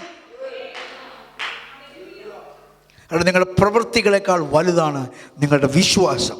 നിങ്ങളുടെ വിശ്വാസത്തേക്കാൾ വലുതാണ് നിങ്ങളോട് വാഗ്ദത്തം ചെയ്ത ദൈവത്തിൻ്റെ വാഗ്ദത്തം. ദൈവത്തിൻ്റെ വാഗ്ദത്തത്തേക്കാൾ വലുതാണ് ആ വാഗ്ദത്തം ചെയ്തതിൻ്റെ പിന്നിൽ വ്യാപരിക്കുന്ന മഹാദൈവം. അതിനാൽ നിങ്ങളുടെ പ്രവൃത്തികളല്ല കാരണം, മഹാദൈവത്തിൻ്റെ വ്യക്തിത്വമാണ് കാരണം. അവനൊരു കാര്യം പറഞ്ഞാൽ അത് സംഭവിച്ചിരിക്കും. Praise God. ന്യായപ്രമാണം ഇല്ലാത്തിടത്ത് ലംഘനവുമില്ല. കാരണം ന്യായപ്രമാണമാണ് ലംഘനത്തിലേക്ക് കൊണ്ടുപോകുന്നത്. മോഹിക്കരുത് എന്നൊരു ന്യായപ്രമാണം ഇല്ലായിരുന്നെങ്കിൽ ഞാൻ മോഹിക്കുന്നുണ്ടോ എന്ന് പോലും എനിക്ക് അറിയാൻ കഴിയത്തില്ലായിരുന്നു. മോഹം വന്നതെങ്ങനെയാ? മോഹിക്കരുത് എന്ന ന്യായപ്രമാണം ലഭിച്ചതിന് ശേഷമാണ്. അതിനു മുമ്പ് മോഹമുണ്ട്, പക്ഷെ തെറ്റാണെന്നൊരു ബോധം എനിക്കില്ലായിരുന്നു. അത് വെറും പാപമായിരിക്കുകയാണ്. തെറ്റാണെന്ന് ബോധം വന്നതിന് ശേഷം ഞാൻ ചെയ്യുന്ന പ്രവൃത്തിയാണ് അകൃത്യം, അല്ലെങ്കിൽ ഇനിക്വിറ്റീസ്. ഞാൻ അറിയാതെ ചെയ്ത പാപം ദൈവം ക്ഷമിക്കുന്നത് പോലെ ഞാൻ അറിഞ്ഞുകൊണ്ട് ചെയ്ത പാപവും ദൈവം ക്ഷമിക്കും. പക്ഷെ രണ്ടിൻ്റെ ഗ്രേഡ് വേറെയാണ്. നാം അറിയാതെ ചെയ്യുന്നതിൻ്റെ ഗ്രേഡും അറിഞ്ഞ് ചെയ്യുന്നതിൻ്റെ ശിക്ഷയുടെ ഗ്രേഡും രണ്ടാണ്. ആമേൻ. അപ്പോൾ ഇവിടെ അഭിഷിക്തൻ പറയുകയാണ്, മോഹിക്കരുതെന്ന് പറഞ്ഞിരുന്നെങ്കിൽ ഞാൻ മോഹിക്കത്തില്ലായിരുന്നു. മോഹം എന്നിൽ ഉണ്ടോ ഇല്ലയോ എന്ന് എനിക്കറിയാൻ പാടില്ലായിരുന്നു. അത് എൻ്റെ അജ്ഞതയിലെ പാപമായിട്ട് തീർന്നേനെ. എന്നാൽ അടുത്ത വാക്യം, ഇപ്പോൾ വായിക്കുന്ന ഏത് വാക്യമാണ്? 16 അല്ലേ? വായിച്ചേ. അതുകൊണ്ട് ന്യായപ്രമാണമല്ല, അതുകൊണ്ട് നിന്റെ പ്രവൃത്തിയല്ല, ദൈവത്തിൻ്റെ കൃപ. ശ്രദ്ധിക്കുക, എല്ലാവരും ശ്രദ്ധിക്കുക. ദൈവത്തിൻ്റെ കൃപ എന്താണെന്ന് വരണം? കൂലി അല്ലെന്ന് വരണം. ദൈവത്തിൻ്റെ കൃപ കടമല്ലെന്ന് വരണം. എന്താ ദൈവത്തിൻ്റെ കൃപ കടമല്ലെന്ന് വരേണ്ടത്? എന്താ ദൈവത്തിൻ്റെ കൃപ കൂലി അല്ലെന്ന് പറയേണ്ടത്? ഞാൻ 1 കോടി രൂപയുടെ ഖജന പൊട്ടിച്ചു, സ്വർഗം എനിക്കും അവകാശമാണ്, നീ അവിടെ ചെന്ന് പറയരുത്. ഞാൻ 1000 പേർക്ക് എല്ലാ മാസവും അന്നദാനം ചെയ്തു, സ്വർഗം എൻ്റേതാണെന്ന് നീ പറയരുത്. ഞാൻ അന്യനെ സ്നേഹിച്ചവനെ സഹായിച്ചു, സ്വർഗം എൻ്റേതാണെന്ന് നീ പറയരുത്. ഞാൻ മലയോളം പ്രവചിച്ചു, സ്വർഗം എൻ്റേതാണെന്ന് നീ പറയരുത്. ഞാൻ മലകളെ മാറ്റുന്ന വിശ്വാസമുള്ളവനായിരുന്നു, സ്വർഗം എൻ്റേതാണെന്ന് നീ പറയരുത്. ഞാൻ എൻ്റെ കർത്താവിൻ്റെ പേരിൽ ഇതാ ഞാൻ എന്നെ തന്നെ രക്തസാക്ഷിയാക്കി തീർക്കുന്നു എന്ന് നീ പറഞ്ഞ് നീ മരിച്ചാലും സ്വർഗം നിൻ്റേതാകത്തില്ല. അതിനും മുകളിൽ വരേണ്ട ഒരു കാര്യമുണ്ട്. നിനക്ക് നിന്റെ ദൈവത്തോടുള്ള അഭേദ്യമായ ഒരു ബന്ധം. ആ ബന്ധം ആരംഭിക്കുന്നത് ദൈവത്തോടുള്ള വിശ്വാസത്തിൽ നിന്നാണ്. ആമേൻ. അതുകൊണ്ട് ദൈവം കൊർന്നല്യോസ് എന്ന മഹാനായ ധർമ്മിയുടെ, അന്നദാനം ചെയ്യുന്നവൻ്റെ, പെൺകുട്ടികളെ കെട്ടിക്കുന്നവൻ്റെ വീട്ടിലേക്ക് ദൂതന്മാരെ അയച്ചിട്ട് പറഞ്ഞത്, നീ പെൺകുട്ടികളെ കെട്ടിച്ച് എനിക്ക് ഇഷ്ടപ്പെട്ടു, നീ ക്രൂസൈഡ് നടത്തി എനിക്ക് ഇഷ്ടപ്പെട്ടു, നീ വീട് വെച്ചു കൊടുത്ത് എനിക്ക് ഇഷ്ടപ്പെട്ടു, നീ അനേകർക്ക് സ്നേഹം കൊണ്ട് നീ ചാറ്റ് ചെയ്ത് എനിക്ക് ഇഷ്ടപ്പെട്ടു. എന്നാൽ നിനക്ക് ഇപ്പോഴും സ്വർഗം അന്യപ്പെട്ടിരിക്കുക. നിനക്ക് സ്വർഗം വേണമെങ്കിൽ, നിനക്ക് ദൈവരാജ്യം വേണമെങ്കിൽ നീ എൻ്റെ ദാസനാകുന്ന പത്രോസിനെ വിളിച്ച് സദ്വർത്തമാനം എന്താണെന്ന്, സുവിശേഷം എന്താണെന്ന് കേൾക്കൂ. ആ സുവിശേഷത്തിന് മുൻപിലുള്ള നിൻ്റെ പ്രതികരണമാണ് സ്വർഗം നിനക്കുണ്ടോ ഇല്ലയോ എന്ന് എന്നെ തീരുമാനിപ്പാൻ അനുവദിക്കുന്നത്. നിങ്ങൾക്ക് മനസ്സിലാകുന്നുണ്ടോ? എന്തുകൊണ്ട് നാം പള്ളി വിട്ടു? എന്തുകൊണ്ട് അച്ഛൻ്റെ ആ മനോഹരമായ ചൊല്ലി നാം വിട്ടു? എന്തുകൊണ്ട് നല്ല കല്ലറകളെ നാം വിട്ടു? എന്തുകൊണ്ട് നാം ആ പാരമ്പര്യം വിട്ടു? എന്തുകൊണ്ട് നാം ആ സമുദായം വിട്ടു? അതൊന്നും നമ്മളെ സ്വർഗത്തിലേക്ക് എത്തിക്കത്തില്ലെന്നറിഞ്ഞപ്പോൾ നാം അത് മനഃപൂർവ്വമായിട്ടല്ലെങ്കിലും അറിയാതെ കയ്യിൽ നിന്ന് വഴുതിപ്പോയതാ. നാം മറ്റൊന്നിനെ പിടിച്ചപ്പോൾ, ഉത്തരത്തിൽ ഇരിക്കുന്ന ഒന്നിനെ മുറുകെ പിടിച്ചപ്പോൾ നമ്മുടെ കറ്റത്തി ഇരിക്കുന്ന സമുദായം ഒന്ന് വീണുപോയതാ. അല്ലെങ്കിൽ നമുക്കും ഇതൊന്നും താല്പര്യമില്ലായിരുന്നു. എന്നാൽ ഉത്തരത്തിൽ ഇരിക്കുന്നത് ഖനമുള്ളതാണെന്ന് കണ്ടപ്പോൾ അച്ഛൻ്റെ കുപ്പായത്തേക്കാൾ, തിരുമേനിയുടെ കളർഫുൾ അങ്കിയേക്കാൾ, അദ്ദേഹത്തിൻ്റെ വിറയാർന്ന കരങ്ങളുടെ അനുഗ്രഹത്തേക്കാൾ, അദ്ദേഹത്തിൻ്റെ കൈമുത്തത്തേക്കാൾ, മനോഹരമായ പള്ളിയേക്കാൾ ഒരു തെങ്ങിൻ്റെ ചുവടാണെങ്കിലും ദൈവ സാന്നിധ്യവും ദൈവത്തിൻ്റെ അനുഗ്രഹവുമാണ് വലുതെന്ന് കണ്ടതുകൊണ്ടാണ് നീ ആ വലിയ പള്ളിയൊക്കെ വിട്ടേച്ച് പോകുന്നത്. ആമേൻ. അതുകൊണ്ട് കൃപ കൂലി അല്ല എന്ന് പറയേണ്ടതിന്, അതുകൊണ്ട് ദൈവത്തിൻ്റെ മഹാകൃപ കടം അല്ല എന്ന് പറയേണ്ടതിന്, ആർക്കും ദൈവത്തിൻ്റെ കൃപ കൂലിയല്ല, ആർക്കും ദൈവത്തിൻ്റെ കൃപ കടമല്ല. ഞാൻ ഒരിക്കൽ കർത്താവ് ഏശാവിനെ നോക്ക്, ഏശാവിനെ നീ ദ്വേഷിച്ചു എന്ന് എഴുതിയിരിക്കുന്നു. നീ ഏദോമിനെ ദ്വേഷിച്ചു എന്ന് എഴുതിയിരിക്കുന്നു. ഇശ്മായേലിന് എന്തുകൊണ്ടാണ് കർത്താവ് അനുഗ്രഹം കിട്ടാഞ്ഞത്? കർത്താവിനോട് പറഞ്ഞു, സൂക്ഷ്മതയോടൊരു ബൈനോക്കുലർ വെച്ച് ഏശാവിൻ്റെ ജീവിതം പഠിക്ക്. ഏശാവിനെ കർത്താവ് ദ്വേഷിച്ചു എന്ന് എഴുതിയിരിക്കുന്നുണ്ടെങ്കിലും അതൊരു പഴയകാല നിത്യതയിലെ തീരുമാനമായിരുന്നെങ്കിൽ പോലും ഏശാവിനും ദൈവം അവസരം കൊടുത്തിരുന്നു. നിങ്ങൾക്കറിയാമോ, ഏശാവ് അപ്പൻ്റെ പ്രിയനായിരുന്നു. അമ്മ വഴി അല്ല അനുഗ്രഹം വരുന്നത്. അക്കാലത്ത് തായ് വഴി അല്ല അനുഗ്രഹം, തന്ത വഴിയ അനുഗ്രഹം. അങ്ങനെയാണെങ്കിൽ യാക്കോബിനേക്കാൾ എന്തുകൊണ്ടും ഏശാവായിരുന്നു യോഗ്യൻ. അപ്പന് വേട്ടയിറച്ചി ഇഷ്ടമായിരുന്നു. മകൻ കഠിനാധ്വാനം ചെയ്ത് വേട്ടയിറച്ചി കൊണ്ടുവന്ന് അപ്പന് പാചകം ചെയ്ത് കൊടുത്ത് അപ്പനെ സന്തോഷിപ്പിച്ച് വന്നിരുന്നു. അപ്പൻ്റെ ഇഷ്ടപുത്രനായിരുന്നു ഏശാവ്. എന്നിട്ടും എന്തുകൊണ്ട് വഴുതിപ്പോയി? ഏശാവിൻ്റെ സ്വഭാവം ശ്രദ്ധിക്കുകയും സ്വഭാവം സൂക്ഷ്മതയോട് പഠിച്ചാൽ 1-2 പറയാം. അപ്പൻ ഇന്ന കാര്യം ഇഷ്ടമല്ല എന്ന് കണ്ടിട്ട്, അമ്മയ്ക്ക് ഇന്ന കാര്യം ഇഷ്ടമല്ല എന്ന് കണ്ടിട്ട്, അവർ വെറുത്താലും നിന്ദിച്ചാലും കുഴപ്പമില്ല എന്ന് കണ്ടിട്ട് അവൻ അന്യജാതിക്കാരി സ്ത്രീകളെ പോയി വിവാഹം കഴിച്ചു എന്ന് വേദപുസ്തകം പഠിപ്പിക്കുന്നു. തെറ്റാർക്കും സംഭവിക്കാം, മിസ്റ്റേക്ക് ക്യാൻ ഹാപ്പൻ. പക്ഷെ വചനം പറയുന്നു, അത് അവർക്ക് നിന്നയായെന്ന് കണ്ടിട്ട് അവൻ പിന്നെയും വിവാഹം കഴിപ്പാൻ തയ്യാറായി. അപ്പോൾ അവൻ്റെ പരിപാടി എന്തായിരുന്നു? അപ്പൻ നിന്ദിക്കപ്പെടുന്നത് കാണുക, അമ്മ അപമാനിക്കപ്പെടുന്നത് കാണുക. ഈ അപ്പൻ ആളുടെ സ്ഥാനത്താ? മഹാദൈവത്തിൻ്റെ പ്രതിപുരുഷനാ. അമ്മ അവളുടെ സ്ഥാനത്ത് മഹാദൈവത്തിൻ്റെ പ്രതിപുരുഷനാ. നിന്നെ നന്മയ്ക്കായിട്ടാണ് കർത്താവ് വിളിച്ചിരിക്കുന്നത്. ദൈവത്തിൻ്റെ പ്രീ ഡെസ്റ്റിനേഷൻ നീ വിട്ടുകളാം. ആ തിയോളജിയിലേക്കൊന്നും നീ കയറണ്ട. ഇപ്പോൾ നിനക്ക് യേസും നോയും പറയുവാൻ ദൈവം ഒരു ചോയ്സ് തന്നിട്ടുണ്ട്. ദൈവത്തിൻ്റെ പ്രതിപുരുഷന്മാരായി നിന്റെ അപ്പനെ കർത്താവ് മുൻപിൽ നിർത്തിയിരിക്കുകയാണ്, അമ്മയെ മുൻപിൽ നിർത്തിയിരിക്കുകയാണ്, സഭയിലെ പാസ്റ്റേഴ്സിനെ മൂപ്പന്മാരെ കർത്താവ് മുൻപിൽ നിർത്തിയിരിക്കുകയാണ്, നിന്റെ മുകളിലുള്ള സൂപ്പർവൈസേഴ്സിനെ കർത്താവ് മുകളിൽ നിർത്തിയിരിക്കുകയാണ്. നീ ഇപ്പോൾ അവരെ പ്രസാദിപ്പിച്ചാൽ നിനക്ക് വരും കാലങ്ങൾ ദൈവത്തെ പ്രസാദിപ്പിക്കാനും കഴിയും. നീ ഇപ്പോൾ അവരെ നിന്ദിച്ചാൽ, അവരെ അപമാനിച്ചാൽ, അപ്പൻ ഇഷ്ടമില്ലാത്ത നീ ചെയ്തുകൊണ്ടേയിരുന്നാൽ വരും കാലങ്ങളിൽ അപ്പൻ രണ്ടു കൈയും തല വെച്ച് അനുഗ്രഹിച്ചാലും അനുഗ്രഹം നിനക്ക് ശുഭമായി വരത്തില്ല. യാക്കോബ് ഉപായരൂപേണ ആയിരിക്കാം അനുഗ്രഹം പ്രാപിച്ചത്, അവൻ പ്രാപിച്ച വഴി തെറ്റായിരിക്കാം, പക്ഷേ അവൻ അനുഗ്രഹത്തിന് യോഗ്യനായിരുന്നു. അവൻ അപ്പനെ വെറുപ്പിച്ചതായി കാണുന്നതേയില്ല, അവൻ അമ്മയെ വെറുപ്പിച്ചതായി കാണുന്നതേയില്ല. ഏശാവ് കൂടെ അത് ചെയ്തു വന്നിരുന്നു. Point number 1. പോയിന്റ് നമ്പർ 2, ഒരിക്കൽ അവൻ കാട്ടിൽ പോയി അധ്വാനിച്ച് വേട്ടയിറച്ചിയുമായി വരികയാണ്. അവൻ അങ്ങനെ എന്നും ചെയ്യാറുള്ളതാണ്. വീട് വരെ അവനെത്തി. എനിക്ക് തോന്നുന്നു പോർട്ടിക്കോയിലെത്തി. അന്നേരമാണ് യാക്കോബിൻ്റെ പായസം കാണുന്നത്. എടാ ഏശാവേ, നീ ഇത്രയും പേരെ വേവോളം ഇരുന്നതല്ലേ മോനെ? ഒരു കേഴ നിന്റെ പുറകിലില്ലേ? ഒരു മാൻ നിന്റെ പുറകിലില്ലേ? അതിനെ തൊലി ഉരിച്ച് പാചകം ചെയ്യാൻ ഇനി എത്ര സമയങ്ങളെടുക്കും? 1 മണിക്കൂർ മാക്സിമം, അല്ല 2 മണിക്കൂർ. വേവോളം നീ ഇരുന്നു, 6 ഇരിപ്പാൻ നിനക്ക് കഴിയില്ലേ? അവൻ ഇരുന്നില്ലെന്ന് മാത്രമല്ല, അവൻ പറയുക, ഞാനിപ്പം മരിച്ചു പോകും, ഈ ജ്യേഷ്ഠാവകാശം എനിക്കെന്തിന്?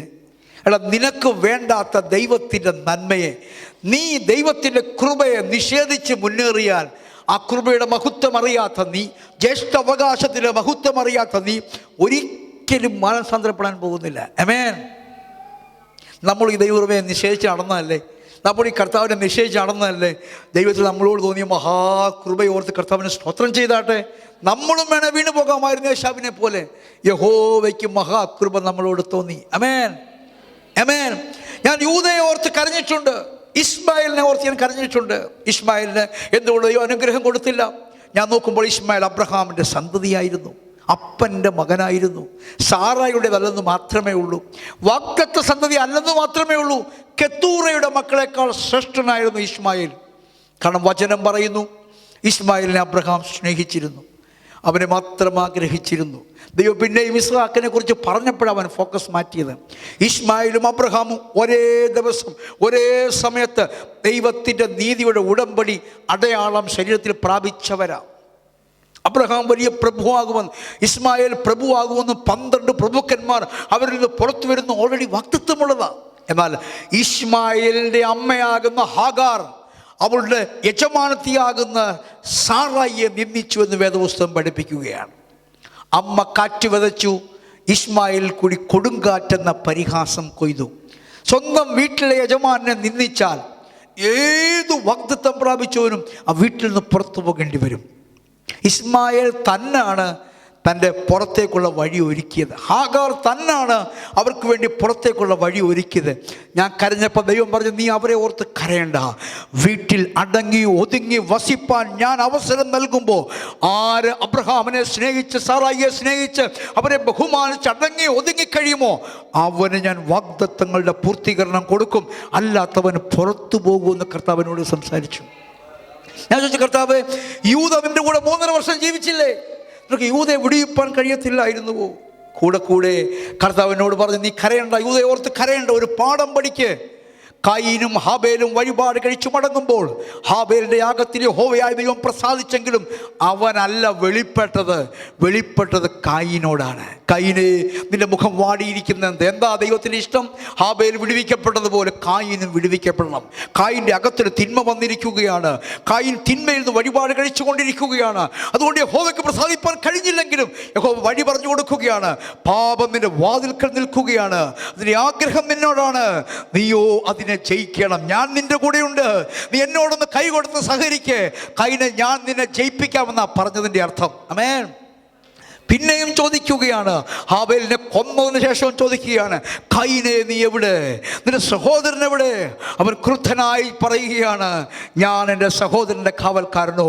അവൻ അന്നേരമെങ്കിലും പറഞ്ഞിരുന്നെങ്കിൽ, കർത്താവെ അബദ്ധം പറ്റിപ്പോയി, കോപം എന്നെ നിയന്ത്രിച്ചു പോയി, കോപത്തിൻ്റെ പിന്നിലെ പിശാചെന്നെ അടക്കിപ്പോയി, ഞാൻ എൻ്റെ സഹോദരനെ കൊന്നുപോയി, എന്നോട് ക്ഷമിക്കുമാറാകണമെന്ന് പറഞ്ഞിരുന്നെങ്കിൽ ദൈവം ക്ഷമിച്ചേനെ. കാരണം ഇതെല്ലാം കഴിഞ്ഞിട്ടും കർത്താവ് പറയുക, കായീനെ ആരും കൊല്ലാതിരിക്കേണ്ടതിന് അവൻ്റെ നെറ്റിയിൽ ഞാൻ അടയാളമിടാൻ പോവുകയാണ്. എടാ, അബദ്ധ സഞ്ചാരത്തിൽ കടന്നുപോയവനെ കൊല്ലുന്നതിൽ നിന്ന് കർത്താവിന് എന്താ വിഷയം? അവൻ എങ്ങനെയെങ്കിലും ചാകട്ടെ എന്ന് ചിന്തിച്ചാൽ പോരായോ? വചനം പറയുന്നു, കായീൻ കിഴക്ക് ദേശത്തേക്ക് യാത്രയായി, അവനോടൊരു പട്ടണം പണിതു, അവൻ്റെ മകനാകുന്ന ഏനോശിൻ്റെ പേര് ആ പട്ടണത്തിന് ഇട്ടു. അവൻ വളർന്നു വലുതായി. അതാ ദൈവം. ദുഷ്ടനെയും അനുവദിക്കും ദൈവം. ഞാൻ ചോദിച്ച, കർത്താവേ യൂദയുടെ വിഷയത്തിൽ എന്താ കർത്താവേ? എന്നോട് ദൈവം പറഞ്ഞു, നോക്കടാ, യൂദയോട് കൂടെ കൂടെ ഞാൻ പറഞ്ഞിരുന്നു, അവൻ കൈയിട്ടപ്പോൾ വാരുമ്പടി ഞാൻ അവനെ ഓർപ്പിച്ചിരുന്നു, നീ കഷ്ടം, നീ കള്ളം ചെയ്യുകയാണ്, നീ മോഷണം ചെയ്യുകയാണ്, ആ സ്വഭാവ ദൂഷ്യത്തിൽ നിന്ന് പുറത്തു വാ. ഒന്നല്ല രണ്ടല്ല അനേക പ്രാവശ്യം അവൻ അങ്ങനെ ചെയ്തു വന്നിരുന്നു. ഇവൻ ആരുടെ പൈസയാണ് മോഷ്ടിക്കുന്നത്?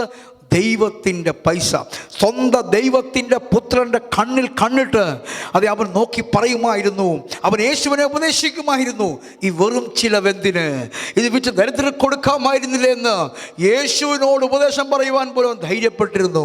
യേശു അവനെ നോക്കി സുസ്മേരവദനായി ചിരിച്ചു കാണും. നീ എന്നെ ഉപദേശിക്കുന്നുവോ? നീ ആരെന്ന് എനിക്കറിയാം, നന്നാകാൻ ശ്രമിക്കേ.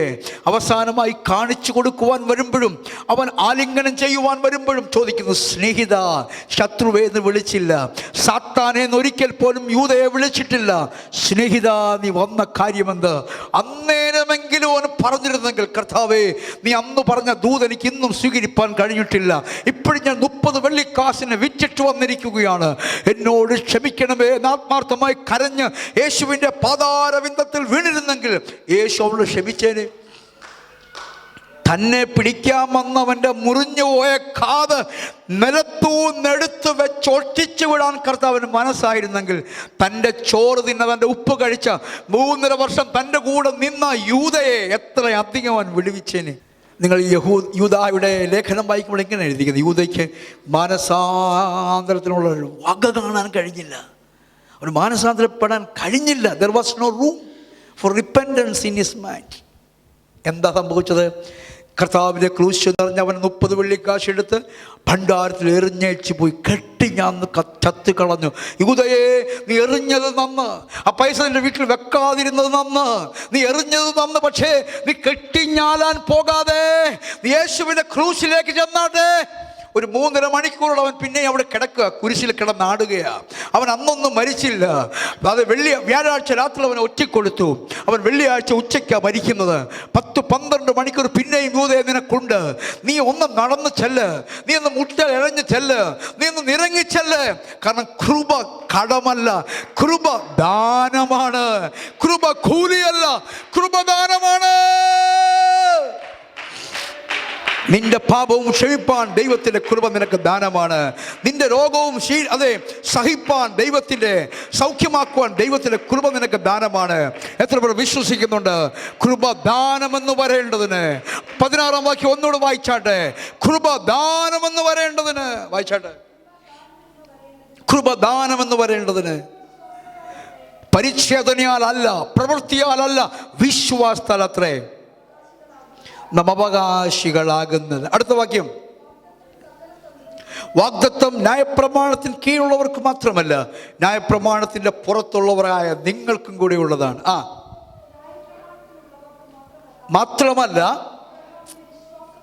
അബ്രഹാമിൻ്റെ വിശ്വാസമുള്ള ന്യായപ്രമാണത്തിന് പുറത്തുനിന്ന് വന്ന നിനക്കും കൂടെ ഉള്ളതാണ്.